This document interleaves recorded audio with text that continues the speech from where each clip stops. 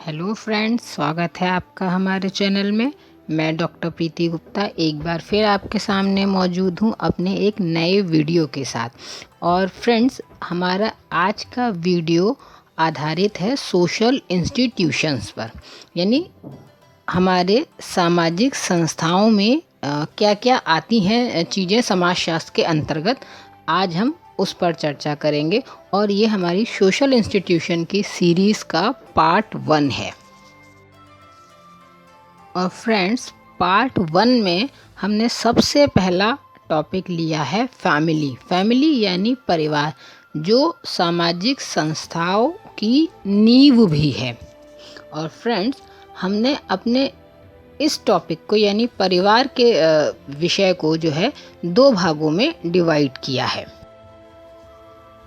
और पहले भाग में हम आज चर्चा करेंगे मीनिंग ऑफ फैमिली यानी परिवार के अर्थ की, उनकी डेफिनेशंस की यानी उसकी परिभाषाओं की, साथ ही साथ परिवार की विशेषताओं की। और इसके साथ ही हम जो चर्चा करेंगे वो बहुत ही महत्वपूर्ण चर्चा होगी, theories of origin of family यानी परिवार की उत्पत्ति के सिद्धांत। और फ्रेंड्स, बाकी बचे हुए टॉपिक जो हैं, जो परिवार से संबंधित हैं, वो हम इसके नेक्स्ट वीडियो में उस पर चर्चा करेंगे। और इस क्रम में हम सबसे पहले बात करते हैं परिवार के अर्थ की यानी meaning of family. Friends, family जो है वो एक लैटिन भाषा का शब्द फैमुलस से बना हुआ है। और यह फैमुलस शब्द जो है सर्वश्री एलमन ने अपनी बुक सोशियोलॉजी ऑफ फैमिली में प्रतिपादित किया था, यानी इसकी रचना उन्होंने अपनी इस पुस्तक सोशियोलॉजी ऑफ फैमिली में की थी। और फैमिली शब्द जो है फ्रेंड्स रोमन भाषा के फैमिला शब्द से भी निकला है। इसीलिए फैमिली शब्द को हम एक ऐसी संस्था या समिति कह सकते हैं जहां पर पति पत्नी एक निवास स्थान पर अपने बच्चों सहित या बच्चों के बिना निवास करते हैं। और इसकी इम्पोर्टेंस के बारे में बताते हुए मैकाइवर और पेज ने कहा है कि जैसे संकट काल में व्यक्ति देश के लिए युद्ध करता है और शहीद हो जाता है, लेकिन परिवार के लिए तो वह जीवन पर्यंत ही परिश्रम करता रहता है, उसकी रक्षा करता है। और वहीं मर्डॉक ने अपनी बुक सोशल स्ट्रक्चर, जो उन्होंने 1949 में लिखी थी, उसमें 250 समाजों का अध्ययन करने पर उन्होंने ये पाया कि कोई भी ऐसा समाज नहीं है जिसमें परिवार रूपी संस्था ना पाई जाती हो। यानी कि परिवार जो है एक बेहद इम्पॉर्टेंट इंस्टीट्यूशन के रूप में हमेशा से प्रत्येक समाज में पाया जाता रहा है। और जब हम इसकी परिभाषाओं की यानी डेफिनेशंस की बात करते हैं तो सबसे पहले हम ऑगबर्न और निमकॉफ की बात करते हैं। इन्होंने परिवार की परिभाषा करते हुए लिखा है कि बच्चों सहित अथवा रहित एक पति पत्नी के या किसी एक पुरुष या एक स्त्री के अकेले ही बच्चों सहित एक थोड़ा बहुत स्थायी संघ को साथ को परिवार कहते हैं। वहीं सर्वश्री मैकाइवर और पेज ने परिवार के कार्यों और उद्देश्यों पर बल देते हुए कहा है कि परिवार पर्याप्त निश्चित यौन संबंध द्वारा परिभाषित एक ऐसा समूह है जो बच्चों को पैदा करने तथा उनके लालन पालन करने की व्यवस्था करता है।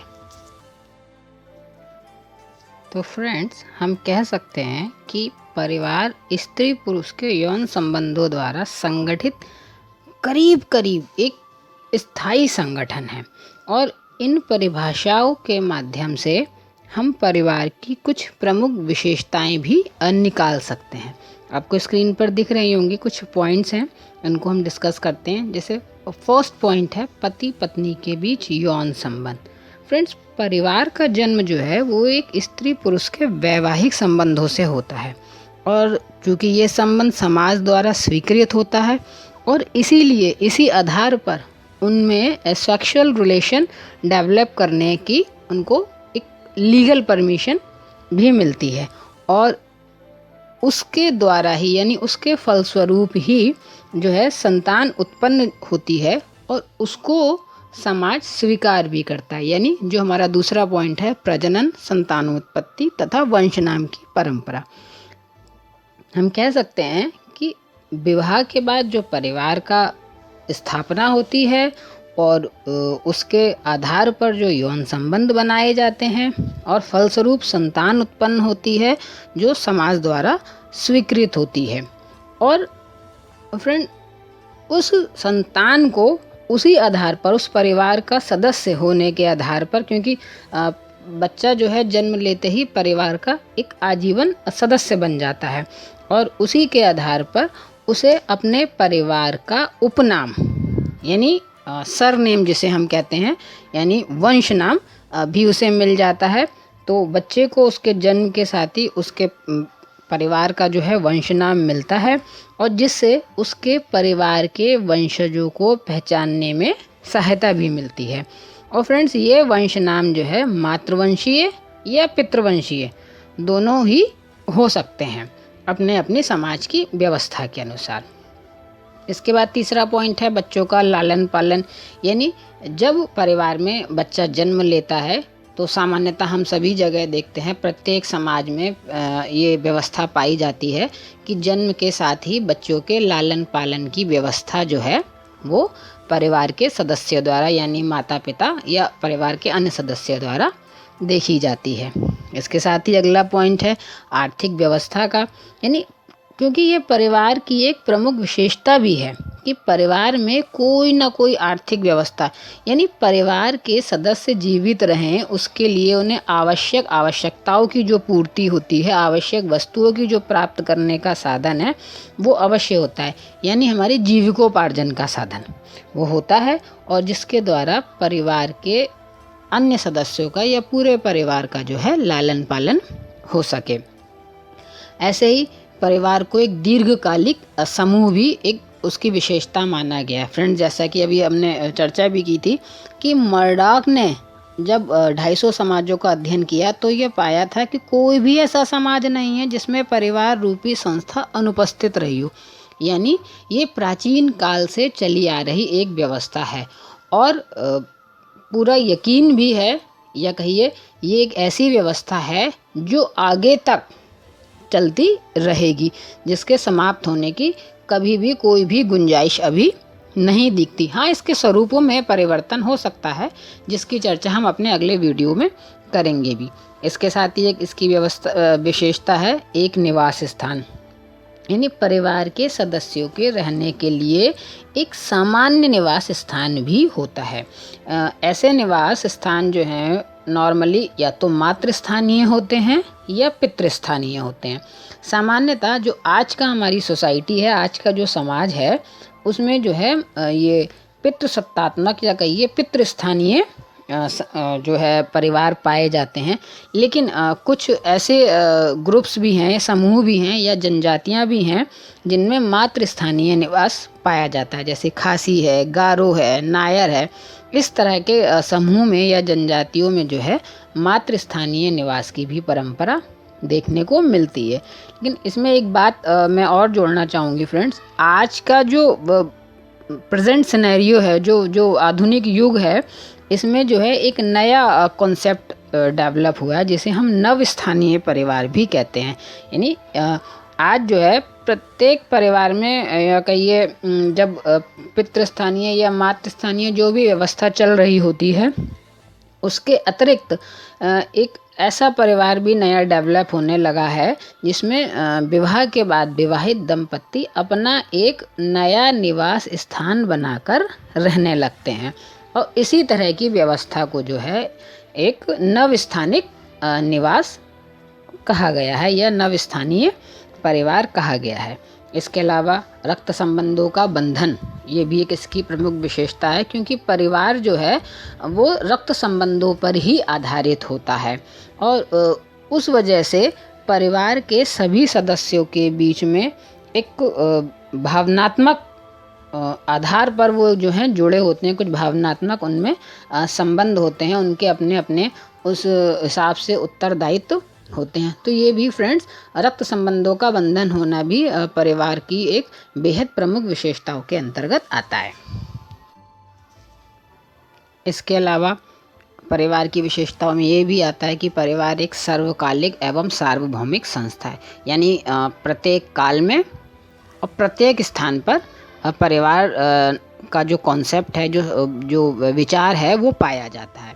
और इसके साथ साथ ही परिवार जो है सामाजिक नियंत्रण का एक प्रभावी साधन है, यानी परिवार का जो कार्य है वो अनौपचारिक रूप से रीति रिवाज, प्रथाएं, परंपराएं, धर्म इत्यादि संस्कारों के माध्यम से वो समाज में नियंत्रण स्थापित करता है, अपने सदस्यों को नियंत्रित व्यवहार करने की सीख भी देता है। इसके अलावा जैसा अभी डिस्कस किया, भावनात्मक लगाव और अपनत्व की भावना। चूँकि रक्त संबंध होते हैं तो रक्त संबंधों के आधार पर परिवार के प्रत्येक सदस्य में जो है एक भावनात्मक लगाव पाया जाता है, क्योंकि मानव की अपने कुछ स्वाभाविक मूल वृत्तियां होती हैं और इन्हीं आधार पर उसमें जो है आपस में प्रेम, सहानुभूति, श्रद्धा, इस तरह की जो है भावनाएं जुड़ी होती हैं। और बच्चे भी परिवार के आपस में एक प्रेम का भाव रखते हैं। माता पिता के प्रति उनकी जो है आदर भी होता है, श्रद्धा भी होती है, प्रेम भी होता है। तो इसलिए परिवार में एक भावनात्मक लगाव होता है और इस नाते आपस में एक दूसरे के लिए सब कुछ करने के लिए या कहिए एक दूसरे के लिए बलिदान करने की, एक दूसरे का कार्य करने की, एक दूसरे के प्रति समर्पित होने की, अपनत्व की भावना भी पाई जाती है। और इसी के साथ साथ सदस्यों के माने प्रत्येक परिवार के प्रत्येक सदस्यों के अपने अपने उत्तरदायित्व भी होते हैं कि, और देखा जाए तो सामान्यतः परिवार के जो सदस्यों के उत्तरदायित्व होते हैं सामान्यतः असीमित होते हैं, क्योंकि परिवार के किस सदस्य के लिए किसको कब क्या करना पड़ेगा, कितना कार्य करना पड़ेगा, कितना त्याग करना पड़ेगा, इसकी कोई निश्चित ना तो परिभाषा है ना ही कोई समय सीमा होती है। तो इसलिए हम कह सकते हैं कि एक दूसरे के प्रति परिवार के सदस्यों का उत्तरदायित्व परिवार के संगठन और स्थायित्व के लिए बहुत आवश्यक भी है। वहीं इसकी अगली विशेषता है अनिवार्य सदस्यता, क्योंकि जैसे ही कोई बालक परिवार में जन्म लेता है या एक स्त्री और पुरुष आपस में विवाह करते हैं और परिवार की स्थापना करते हैं तो इमीडिएट वो उस परिवार के सदस्य हो जाते हैं और उनके पश्चात जो उनकी संतानें होती हैं वो जन्म लेते ही उस परिवार की सदस्य हो जाती हैं। उसके लिए उन्हें कोई अलग से विशेष प्रयास नहीं करना पड़ता। इसीलिए कहा जाता है कि परिवार के सदस्यों की सदस्यता जो है वो अनिवार्य होती है। वहीं एक अगला पॉइंट है कि सामाजिकरण, यानी परिवार जो है बच्चों का लालन पालन समाज के हिसाब से करता है, उनको एक व्यापक शेप देने की कोशिश करता है, या कहिए उन्हें संभालने की, उन्हें समाज के अनुरूप चलने की, उनको एक अच्छा नागरिक बनने की, उनको एक कर्तव्य निभाने की निष्ठा देता है तमाम अपने माध्यमों से, संबंधों द्वारा। तो एक हम ये भी कह सकते हैं कि परिवार जो है बच्चों के सामाजिकरण में अपनी अहम भूमिका निभाता, और इसीलिए कहा जाता है कि परिवार समाज की मौलिक इकाई भी है, क्योंकि परिवार से ही बच्चा जो सीखता है, जो उस पर नियंत्रण किया जाता है, या जो उसका सामाजिकरण किया जाता है, या जो उसमें अपनत्व की भावना विकसित होती है, परिवार के प्रति उत्तरदायित्व की भावना विकसित होती है, वो एक मजबूत समाज का निर्माण करती है, या कहिए परिवार की जो सीख होती है वो एक अच्छे समाज की नींव भी होती है। इसीलिए कहा जाता है कि परिवार जो है समाज की मौलिक इकाई भी है। इसके साथ साथ हम एक और पॉइंट डिस्कस करेंगे कि सीमित आकार, क्योंकि परिवार का आकार जो है सीमित होता है। कारण क्या है कि परिवार के सदस्य वही व्यक्ति होते हैं जिनमें कि वास्तविक या काल्पनिक रक्त संबंध हो। काल्पनिक इस आधार पर हम कहते हैं कि कई बार हम जो है अपनी कल्पना के आधार पर ही परिवार का निर्माण करते हैं और उसे ही एक साकार रूप देते हैं। तो क्योंकि वो बच्चे जो परिवार में पैदा हुए हों या जिन्हें गोद लिया गया हो, वही परिवार के सदस्य होते हैं। तो इस रूप में परिवार का एक सीमित आकार भी होता है। और अब बात करते हैं परिवार की उत्पत्ति के सिद्धांतों के बारे में। तो फ्रेंड्स, इसमें जो विभिन्न समाजशास्त्रियों ने जो अनेकानेक सिद्धांत दिए हैं, उनमें से कुछ जो मुख्य मुख्य हैं, जैसे शास्त्रीय सिद्धांत है, यौन साम्यवाद का सिद्धांत है, एक विवाही सिद्धांत, मातृसत्तात्मक सिद्धांत, प्रगतिवादी सिद्धांत और उद्विकासीय सिद्धांत। हम इन सिद्धांतों की बारी बारी से विस्तार से चर्चा करेंगे। और इस कड़ी में सबसे पहले हम बात करते हैं शास्त्रीय सिद्धांत की, यानी क्लासिकल थ्योरी की। फ्रेंड, इस सिद्धांत के जो प्रतिपादक हैं वो प्लेटो और अरस्तु हैं। और यह सिद्धांत जो है परिवार की उत्पत्ति में पुरुषों को महत्वपूर्ण भूमिका प्रदान करता है, यानी पुरुषों को सर्वाधिक महत्वपूर्ण स्थान देता है। इस सिद्धांत के अनुसार परिवार का जो आरंभिक स्वरूप था, यानी प्रारंभ में प्राचीन काल से जो परिवार का जो स्वरूप था वो पितृसत्तात्मक ही रहा है। इस सिद्धांत को फ्रेंड्स 1861 में हेनरी मैन ने और भी विस्तार से इसको आगे बढ़ाया है। और इसका दूसरा सिद्धांत है यौन साम्यवाद का सिद्धांत, यानी सेक्सुअल कम्युनिज्म की थ्योरी। जब हम इसके बारे में बात करते हैं तो फ्रेंड्स, इस सिद्धांत के प्रतिपादक जो हैं मॉर्गन, फ्रेजर, ब्रीफॉल्ट और लुबोक कहे जाते हैं। और इन सभी लोगों की मान्यता थी कि प्रारंभ में किसी भी प्रकार की परिवार रूपी संस्था पाई ही नहीं जाती थी। यौन संबंधों को पर जो है वो किसी प्रकार का कोई नियंत्रण नहीं था। कोई भी व्यक्ति, मतलब कोई भी पुरुष किसी भी महिला के साथ यौन संबंध बनाने के लिए स्वच्छंद था। उसे किसी प्रकार की कोई बाधा नहीं थी, वो किसी के साथ भी रिलेशन स्थापित कर सकता था। और इस अवस्था को फ्रेजर, ब्लीफॉल्ट और लुबोक और मॉर्गन आदि ने जो है यौन साम्यवाद या कामाचार की अवस्था भी कहा।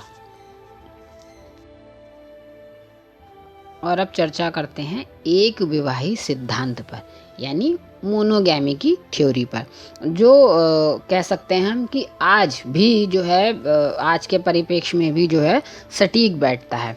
और इस सिद्धांत के प्रतिपादक जो हैं वेस्टरमार्क हैं।